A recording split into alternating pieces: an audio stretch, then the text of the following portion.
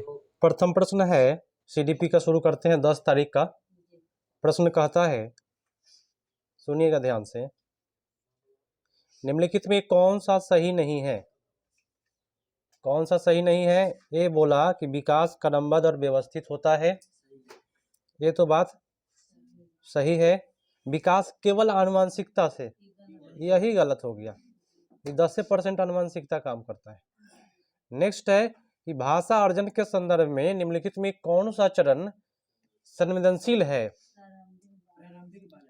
तो प्रारंभिक बालावस्था जो है वो क्या होता है? संवेदनशील होता है। उत्तर आपका ए पड़ गया, बी पे। नेक्स्ट है कि डैश और डैश बच्चे के सामाजिकरण का द्वितीय कारक है। स्कूल और जो धर्म है, ये दोनों सामाजिकरण का दूसरा कारक के अंतर्गत आता है। नेक्स्ट है कि हाँ द्वितीय कारक पूछ रहा है, प्रथम नहीं पूछ रहा है। जीन पियाजे के संज्ञानात्मक विकास के अनुसार बच्चे संरक्षण किस अवस्था में कर पाते हैं? तो संरक्षण तो जब सामने में रहेगा तब ना करेगा, तो मूर्त में आया, मूर्त संक्रियात्मक अवस्था। नेक्स्ट है कि मूर्त संक्रियात्मक अवस्था में बच्चे को पढ़ाते हुए एक शिक्षक को क्या नहीं करना चाहिए? देखिए, वर्गीकरण का मौका तो मूर्त में आता है, ताकि बच्चा क्लासिफिकेशन करे। ऐसी समस्या देना जिसमें अमूर्तता हो, अमूर्तता वाला गलत हो गया। अमूर्तता चला जाता है औपचारिक संक्रियात्मक में, अगला स्टेज में। उत्तर आपका बी पड़ गया। नेक्स्ट बोला, 4-5 साल की उम्र के बच्चे अक्सर अपने आप से बातचीत करते हैं, तो वाइगोस्की के अनुसार यह वाक्य क्या कहलाता है? हाँ देखिए, अगर कोई भी व्यक्ति अपने आप से बातें कर रहा है कि ऐसे करना है, ऐसे काम करना है, तो समझिए कि अपनी सोच को क्या कर रहा है? नियमित कर रहा है, या कहीं कहीं विनियमित लिखता है, या अपने सोच को दिशा दे रहा है। ठीक है, अगला प्रश्न है, निम्नलिखित में से किसने जोर दिया कि व्यक्तिगत विकास को सामाजिक और सांस्कृतिक संदर्भ के बिना नहीं समझा जा सकता है? एक तो वाइगोस्की साहब का ही बहुत आसान सेट दिया हुआ है। नेक्स्ट है कि लॉरेंस कोलबर्ग के द्वारा प्रतिपादित नैतिक विकास के किस स्तर पर व्यक्ति का यह तर्क है कि केवल समाज ही तय कर सकता है कि क्या सही क्या नहीं? तो समाज जब तय करेगा तो अधिकारिता एवं सामाजिक क्रमिक व्यवस्था। आपका उत्तर सबसे मजेदार जाएगा सी पर। ठीक है, बहुत बेटर। नेक्स्ट प्रश्न पर आते हैं। नेक्स्ट प्रश्न कहता है कि निम्नलिखित में कौन व्याख्या हावर्ड गार्डनर द्वारा प्रतिपादित है? तार्किक बुद्धि का आलेख करती है, मैंने तार्किक बुद्धि के बारे में बताना है कि कौन सा तार्किक बुद्धि है। तो उत्तर आपका हो जाएगा समस्याओं को तर्क तरीके से विश्लेषण करने और मसलों की वैज्ञानिक दृष्टि से विवेचना करने की क्षमता। उत्तर आपका चला गया डी पर। नेक्स्ट है कि एक प्रगतिशील कक्षा में अधिगम कैसा होना चाहिए? अंतःक्रिया और संवाद के द्वारा होता है। एक प्रगतिशील कक्षा में अधिगम जो होता है अंतःक्रिया और संवाद के माध्यम से होता है, यानी बातचीत। नेक्स्ट है कि गणित के शिक्षकों को लड़कियों से कक्षा में बहुत कम की अपेक्षा रखनी चाहिए। गलत बात है, लड़की भी अच्छा कर रही है। लड़कियों में गणित को समझाने की अनुवांशिक क्षमता नहीं होती है। ये दोनों गलत हो गया। जब दोनों गलत हुआ तो आपका उत्तर चला गया डी पर। D is the right answer. Next है 12 नंबर प्रश्न कहता है कि भाषा के संदर्भ में राष्ट्रीय शिक्षा नीति 2020 किस पर बल देती है? भाषा के संदर्भ में किस पर बल दिया जाता है? बहुभाषीयता पर। उत्तर आपका ए पर चला गया, कोई दिक्कत नहीं, ये सबको पता है, बहुभाषा मार के आना है। मूल्यांकन का उद्देश्य क्या है भाई? मूल्यांकन का उद्देश्य है अधिगमकर्ताओं को सीखने की प्रक्रिया में मदद करने के तरीके खोजना। मैंने तरीका से ही ना मूल्यांकन होता है ना कोई तरीका लगा लगा करके। उत्तर आपका डी पर चला गया। नेक्स्ट, निम्नलिखित में कौन सा प्रश्न समालोचनात्मक सोच को बढ़ाता है? मैंने ऐसा ऑप्शन मारना है जिसमें बच्चा ज्यादा सोचे, कौन सा होगा?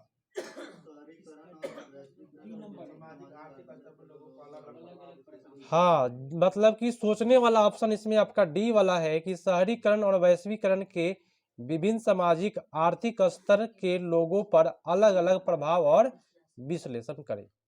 उत्तर आपका डी पर। अधिगमकर्ताओं की वैयक्तिक विभिन्नताओं को ध्यान में रखने के लिए एक शिक्षक को क्या करना चाहिए भाई?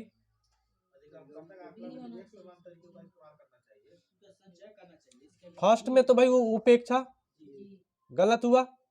बी कहता है अधिगमकर्ता के पूर्व अनुभव को शामिल करके उनका संचय करिए, मैंने जो जानता है वो उसके अनुभव को शामिल करिए और उसका संचय करिए। तो ये आपका उत्तर बी पर चला गया। एक समान तरीका कैसे करिएगा? एक समान तरीका ही गलत हो गया।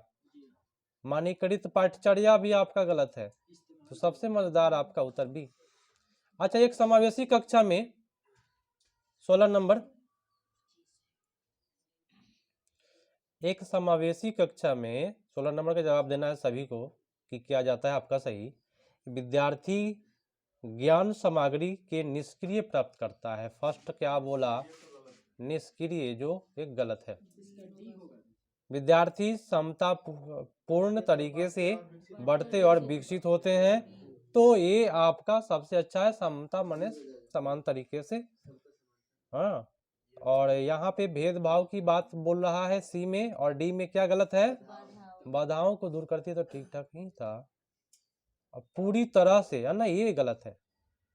डी ऑप्शन में पूरी तरह वाला जो बात है भी नेगेटिव है, बाल केंद्रित पॉजिटिव होता है। ठीक है, याद रखिए सही से। अगला प्रश्न, एकीकरण ठीक ठाक है। आर्थिक रूप से कमजोर वर्ग के विद्यार्थी। अगला प्रश्न है कि आर्थिक रूप से कमजोर वर्ग के विद्यार्थी की कक्षा में संबंध में शिक्षा का अधिकार अधिनियम 2009 के खंड 12 द्वारा निम्नलिखित में से किसकी सिफारिश की गई है?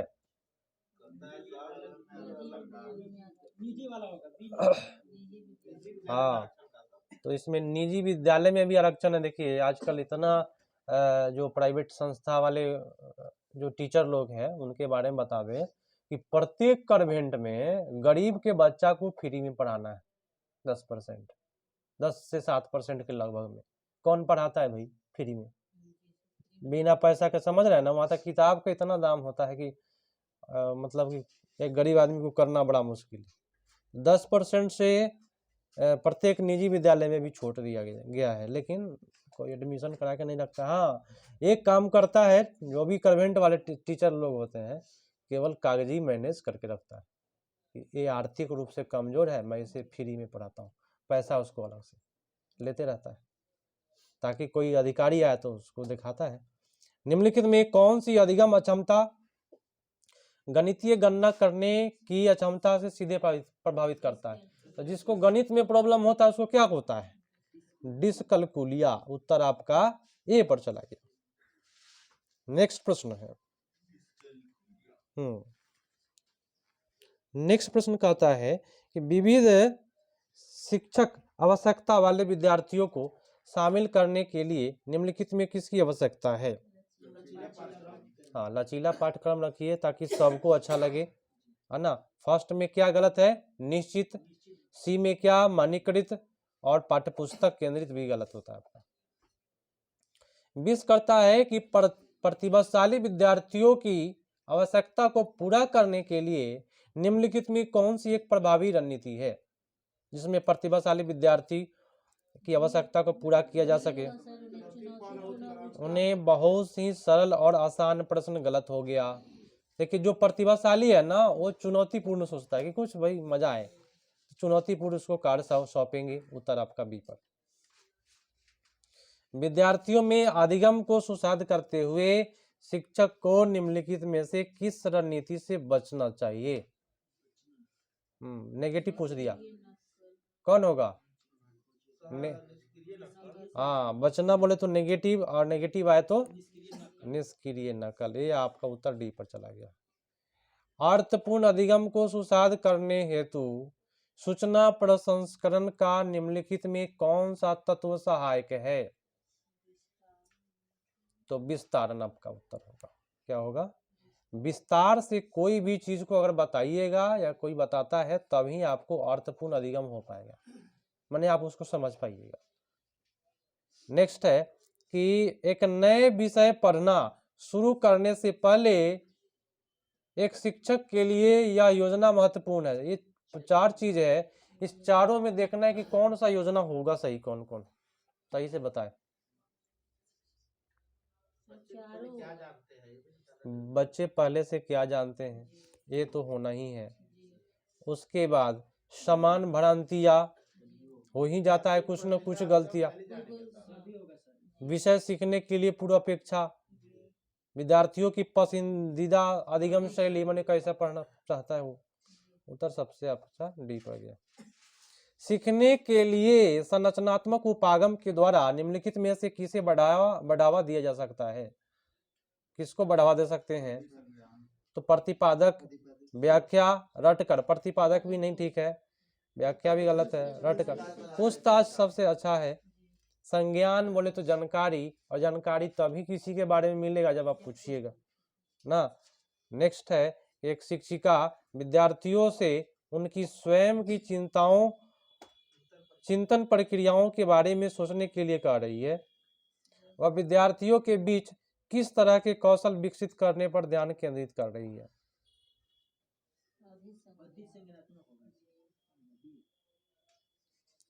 तो उत्तर आपका आ जाएगा अधिसंज्ञान।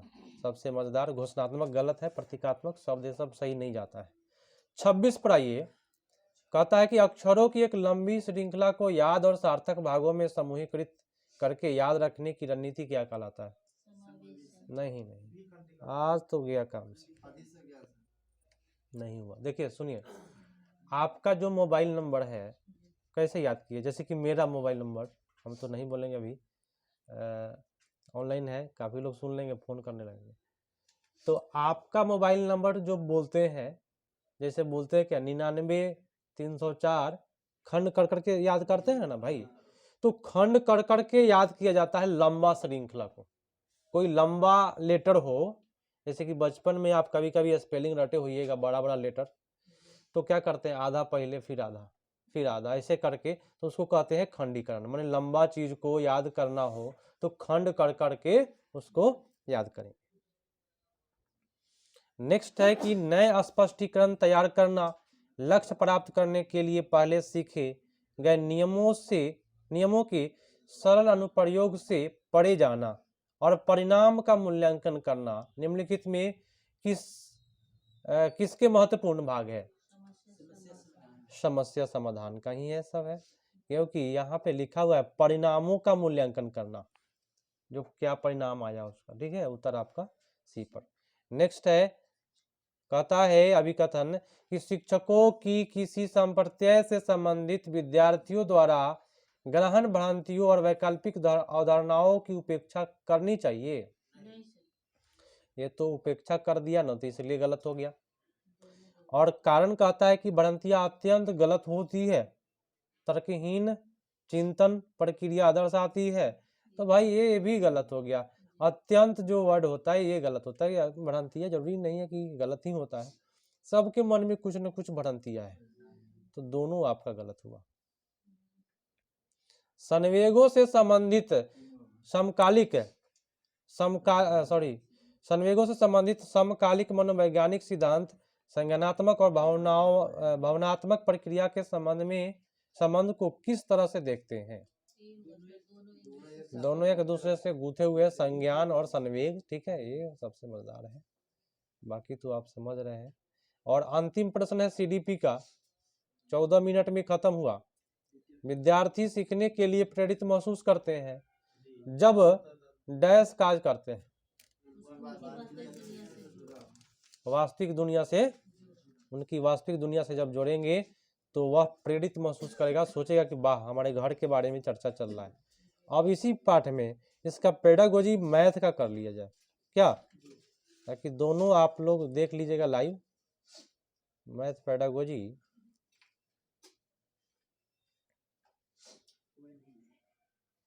कहाँ से है, 46 से। चलिए 46 नंबर प्रश्न पढ़ाइएगा। प्रश्न कहता है वैन हीले के बारे में। वैन हीले के सिद्धांत के अनुसार ज्यामितीय चिंतन के बारे में सही कथन का चयन करिए। ठीक है, तो फर्स्ट बात है वैन हीले साहब दृश्यकरण के बारे में बताए हैं। अब हमको अलग से बताना होगा वैन हीले, इसको हम अलग से एक वैज्ञानिक का वीडियो बनाएंगे, आप लोग के लिए भेजेंगे आज। तो दृश्यकरण एक आधारभूत स्तर है वैन हीले का, ये ठीक है। उसके बाद बोला है कि निगमन स्तर विश्लेषण से पहले आता है, गलत बात है, पहले विश्लेषण बाद में निगमन। संबंध स्तर विश्लेषण स्तर के बाद आता है, ये सही है। हाँ, पहले विश्लेषण तब संबंध बनेगा। तो उत्तर आपका ए और सी। नेक्स्ट प्रश्न है मजेदार गणित पेडागोजी। निम्नलिखित में कौन से कथन गणित पटचर्या के लिए सही है? बहुत मजेदार है। तो गणित पटचर्या के लिए कौन सही है? फर्स्ट बोला स्थिरता प्रदान करने के लिए इसकी प्रकृति अस्थायी होनी चाहिए। ये बात क्या हो गया, गलत। किसके चलते गलती हुआ? अस्थायी के चलते। सुसंगत तो भाई बेटर है, लचीलापन ठीक है लेकिन उसमें नहीं लगा हुआ है, तो सबसे बेटर इसमें केवल बी पर जाएगा। राष्ट्रीय पाठचर्या रूपरेखा 2005 के अनुसार निम्नलिखित में कौन सी गणित शिक्षण का उद्देश्य प्राथमिक कक्षाओं के लिए न्यूनतम उपयुक्त है? न्यूनतम जैसे ही लग गया ना, क्या हो गया, नेगेटिव हो गया।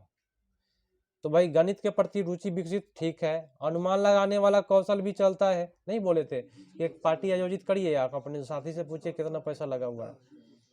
और यहाँ बोलता है बीजीय कौशल में निपुणता। ये निपुणता आज तक कोई भी निपुण नहीं है, ये गलत हुआ, आपका उत्तर सी पर। नेक्स्ट प्रश्न है कि निम्नलिखित में कौन सा कथन गणितीय कक्षा में गतिविधियों पर केंद्रित शिक्षण के लिए सही नहीं है? तो रट करके याद करना, ये आपका 49 का सही नहीं है, क्योंकि नेगेटिव आप लोग पॉजिटिव समझते हैं। अब आते हैं नेक्स्ट पर कि निम्नलिखित में गणित की कौन सी प्रक्रिया निम्नतम उपयुक्त प्रक्रिया है? तो प्रवाह निम्न पूछता है, अन्वेषण गणित में चलता है, सूत्रीकरण है ना, सूत्र का प्रयोग कर लेते हैं। प्रक्रियात्मक प्रवाह मतलब समझ रहे हैं, जैसे कि आप मैथ बना रहे हैं, कोई तेजी से बना रहा है तो जरूरी नहीं कोई तेज है, ठीक है। तो ये प्रवाह जो है ये न्यूनतम है, प्रवाह से कोई मतलब नहीं। नेगेटिव प्रश्न था, उत्तर आपका 50 का सी पर चला गया। निम्नलिखित में कौन सा योजना का एक आवश्यक पहलू नहीं है? विषय वस्तु एवं सुसंगत शिक्षण प्रक्रियाओं का अंतरिम और सामयिक वितरण। पाठ्यपुस्तकों में दिए गए तय क्रम के अनुसार इकाइयों की योजना। उचित शिक्षक साधनों की पहचान करना, जिसमें कक्षा में सम्मिलित करने हेतु योजना बनाना। उचित शैक्षणिक, हाँ ये उचित, लेकिन नेगेटिव पूछता है, तो ठीक है, उचित तो बेटर है। पाठ्य पुस्तक में दिए गए तय क्रम के अनुसार इकाइयों का योजना, हाँ जैसे कि तय किया रहता है पाठ्यक्रम में, देखते होइएगा आप लोग गुड इंग्लिश 30 दिन में बोले, तो क्या हो पाता है? नहीं हो पाता है, तो इसलिए आपका उत्तर जो जाएगा बी पर चला जाएगा। डी शिक्षार्थियों की आवश्यकता के अनुसार शिक्षण विधियों में अनुकूलन और बदलाव की संभावना है, ये तो ठीक है ना, नेगेटिव खोजना था। हाँ,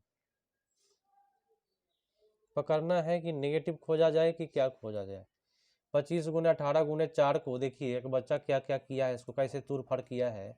25 गुने 18 एक साथ कर दिया, 4 अलग कर दिया। फिर एक बार क्या, फिर 25 गुने 4 कर दिया, 25 गुने 4 को एक साथ कर दिया, 18 को अलग कर दिया। क्यों किया? 25 गुने 4 किया था 25 चौका 100, 18 को अलग किया तो ताकि गुना करने में उसको बनेगा 100 गुने 18 1800। मतलब इस प्रकार के कभी भी बांट करके इधर उधर कर करके गुना दे तो यह जो कहलाता है क्रम विनिमय साहचर्य, ठीक है। उत्तर आपका जो जाएगा वह बी पर जाएगा। नेक्स्ट है, नेक्स्ट प्रश्न कहता है राष्ट्रीय पाठचर्या रूपरेखा 2005 के अनुसार निम्नलिखित में कौन सा बच्चे की प्रक्रिया विचार प्रक्रिया के गणितीयकरण के अर्थ की सर्वाधिक उपयुक्त व्याख्या करता है? तो अर्थ की व्याख्या भाई इसमें बता दीजिए, फटाफट बताइए, सबको दिखाई दे रहा होगा। हाँ, बच्चे के जीवन अनुभव का और उनके दैनिक जीवन की बातचीत का एक अंश बनाना और बच्चे के विचार प्रक्रिया का गणितीयकरण करना। उत्तर आपका डी पर चला गया। कितना नंबर हुआ है? 53 है। अब 54 पर आइए कि गणित की चिंता से ग्रस्त छात्रों के लिए गणित में आकलन की निम्नलिखित में कौन सी विधि सर्वाधिक उपयुक्त है? आकलन के लिए कौन सा उपयुक्त है? छात्रों द्वारा जर्नल बोले तो दैनिकी लिखना, ये ठीक है। बी है क्षेत्र भ्रमण। क्षेत्र भ्रमण में जाने पर जैसे आकार का पता चलता है, तो आकृति पढ़ लिया बच्चा। सत्रांत परीक्षा, हाँ 2 ही देना है उत्तर, तो 54 का उत्तर कौन सा जाएगा? डी पर।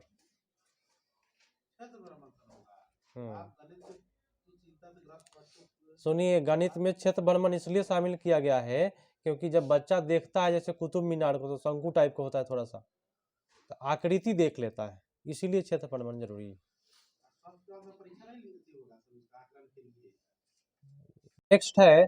नेक्स्ट कहता है क्या, देखिए क्या कर रहा है कि 550 गुने 10, 536 ये सब कर रहा है ना।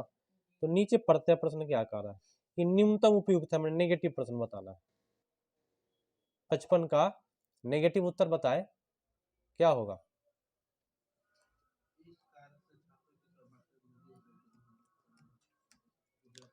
सबसे बेटर है डी वाला ऑप्शन कि गणित में परिशुद्ध उत्तर अपेक्षित है, इसलिए गणित में अनुमान पर आधारित प्रश्नों को नहीं पूछना चाहिए। और उस दिन आप लोग क्या पढ़े, एनसीएफ कहता है कि अनुमान को पढ़ाना है। जैसे पार्टी आयोजित कर दिए, आप पूछ दिए आपसे कि पार्टी में कितना खर्च किए हैं, ठीक है, तो अनुमान वाला प्रश्न चलता है। नेक्स्ट है कि निम्नलिखित को पढ़िए और उसके अनुसार उत्तर दीजिए। कथन कहता है कि प्राथमिक कक्षाओं में गुणन सिखाने के लिए क्षेत्रफल मॉडल का उपयोग किया जा सकता है। गुना सिखाना है तो क्षेत्रफल में आता है ना, गुना लंबाई गुने चौड़ाई, तो ठीक है। क्षेत्रफल मॉडल एक संबंधित व्यूह और एक सदृश प्रदर्शन है और अंततः छात्रों के गुणन समझ और विवेचन को प्रोत्साहित करता है, ये भी ठीक है। बी वाला ऑप्शन में दिया है, देखिए कैसे फंसा के बांट दिया हम की वाला ऑप्शन। ए आर दोनों सही है, आर का सही कारण है ए का, ये बी में कर दिया, हमेशा ए में देता है। हाँ, तो ऐसे भी हो जाता है, इधर उधर करते रहता है ताकि आप लोग फंसे। अगर इस प्रकार का खंड दिया रहा है 57 नंबर प्रश्न को देखिए,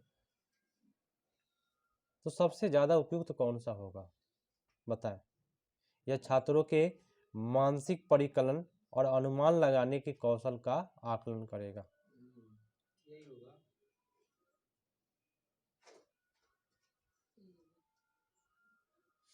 कौन सा उत्तर होगा?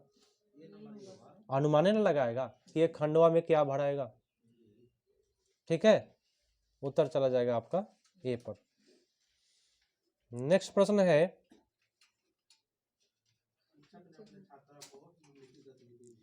शिक्षक ने अपने छात्रों को निम्नलिखित गतिविधि दी। 25 टाइल को सभी संभव आयताकार व्यूह में व्यवस्थित करिए। देखिए, अगर आप मान लीजिए मिस्त्री है, आपको टाइल्स दिया जाए, ये जा करके बैठा करके आना है, तो क्या क्या आपको देखना होगा वहां जा करके, एकदम ठेठ में समझिए। सबसे पहले क्षेत्रफल देखेंगे, गुणनखंड मतलब कि कई गो इसमें लगेगा, आप परिमाप देखेंगे कि कितना उसका एरिया है। परिमाप नहीं देखिएगा कि कितना एरिया है उसका, ओह क्षेत्रफल में आ ना जाएगा वो, आयतन थोड़े देखिएगा। टाइल्स लगाने के लिए ऊंचाई की क्या आवश्यकता है? क्षेत्रफल गुणनखंड परिमाप, हाँ टाइल्स लगाने के लिए 3 ही आता है। 59 नंबर प्रश्न है और इस प्रश्न को रट जाना है क्योंकि यह प्रश्न बार बार पूछता है, और रटे रहिएगा तो बेटर होगा क्योंकि ये प्रश्न टकराएगा भी।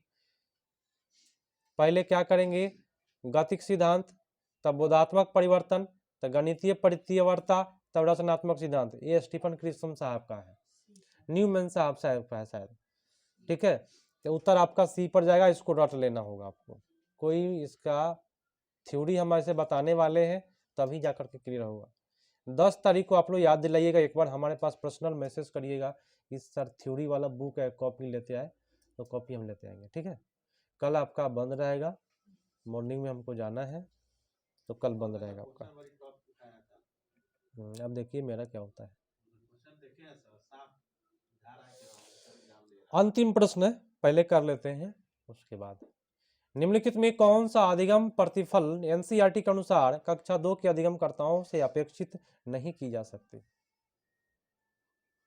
हम आपको बताए थे नेगेटिव प्रश्न के बारे में, बताए थे ना भाई कि बटा का जोड़ कभी भी आएगा वो गलत होगा, ठीक है। भिन्न का पढ़ाई होता है लेकिन कागज को काट करके सी वाला नहीं होगा। सबसे मजेदार आपका उत्तर सी पर, और एक खत्म हुआ।